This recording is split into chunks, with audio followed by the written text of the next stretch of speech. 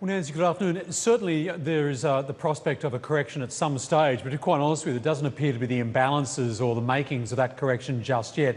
And it's more important that I suppose that from a longer term perspective, we do see the conditions still being pretty positive for equities overall. I mean, who can argue about the US earnings season, the low interest rate environment, the low inflation environment, but clearly those things are going to start to change over the coming year.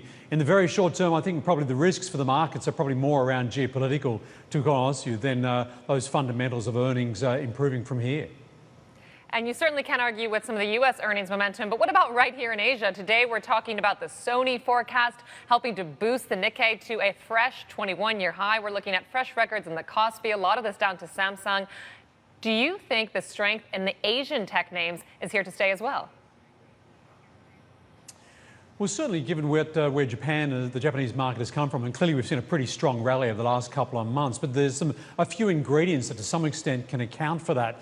Both the fact the continuity in the government and the structural reform process, albeit pretty slow, or slower than we would like to see, low inflation and low interest rates. So that's a pretty good environment for corporate Japan to continue. But it's not just corporate Japan. Clearly the Sony profit is around what's happening globally. And we're seeing that those sorts of names, including the FANGs, obviously continue to do pretty well. You know, the Apple share price hitting new all-time highs recently as well. I think you can certainly gauge there's got to be some caution here that markets have really run very hard without any serious correction.